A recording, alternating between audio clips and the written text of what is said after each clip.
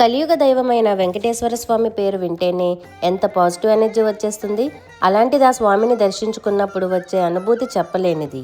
నాకు కలిగిన ఈ అనుభూతిని మీ కళ్ళకు చూపించేస్తాను రండి. ఎగ్జాక్ట్గా మా ఇంటి నుంచి ఈ టెంపుల్కి వెళ్ళడానికి 20 మినిట్స్ అయితే పడుతుంది. చికాగో దగ్గర ఒక డివైన్ వ్యూ ఇది. అరోరాలో శ్రీ వెంకటేశ్వర స్వామి టెంపుల్ రాత్రి వెలుగుల్లో ఇంకా అందంగా కనిపిస్తుంది. ఇక్కడికి వచ్చిన వెంటనే మనకి ఇండియాలో ఉన్న ఫీలింగ్ అయితే వస్తుంది. కార్ పార్కింగ్ చేసి కొంచెం ముందుకు రాగానే మనకి వినాయకుళ్ళు దర్శనమిస్తారు. ఆ వినాయకుళ్ళ దగ్గర నుంచి మనం స్వామివారి శిఖర దర్శనం అయితే చేసుకోవచ్చు. ప్రతి వారం ఇక్కడికి వందల మంది భక్తులు వచ్చి స్వామివారిని దర్శనం చేసుకుంటారు. టెంపుల్ మెయిన్ ఎంట్రీ నుంచి లోపలికి వెళ్ళగానే స్టార్టింగ్లో కోర్ట్ రూమ్ అయితే ఉంటుంది. ఇక్కడ మనం వేసుకుని వచ్చిన కోట్స్ అండ్ షూస్ని వదిలేసి దర్శనానికి వెళ్ళాలి. అదిగో కనిపిస్తున్నదే అదే స్వామివారి ధ్వజస్తంభం. ఇంతకు మించి గుడిలోకి ఫోన్ అయితే ఎలో లేదు.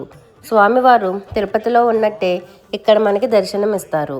ఇక్కడ వెంకటేశ్వర స్వామితో పాటు శ్రీదేవి భూదేవి అమ్మవార్లు, శివపార్వతులు, రుక్మిణి సత్యభామ సమేత శ్రీకృష్ణుడు, సీతారాములు, వల్లి దేవసేన సమేత సుబ్రహ్మణ్యేశ్వర స్వామి, లక్ష్మీ నరసింహస్వామి, వినాయకుడు, ఆంజనేయ స్వామి, అయ్యప్ప, నవగ్రహాలు, ఇలా అందరి దేవుల్ని ఒకే గుడిలో చూడడం అనేది మనసుకు చాలా ప్రశాంతతనైతే ఇస్తుంది. దర్శనం అనంతరం ప్రసాదాలు కౌంటర్స్ ఉంటాయి. ఇక్కడ చింతపండు పులిహార, దద్దోజనం, పొంగల్, వడ, ఇడ్లీ, ఉప్మా, టీ, కాఫీ ఇవన్నీ రీజనబుల్ ప్రైసెస్తో మనం తెలుగు రుచుల్లో దొరుకుతాయి. అమెరికాలో ఎంత బిజీ లైఫ్ ఉన్నా ఇలాంటి దేవాలయాలు మన సంస్కృతిని మనకు దగ్గర చేస్తాయి. ఇక్కడికి వచ్చిన ప్రతిసారి మనసుకు ఒక ప్రత్యేకమైన శాంతి వస్తుంది. ఓం నమో వెంకటేశాయ. గోవిందా గోవిందా.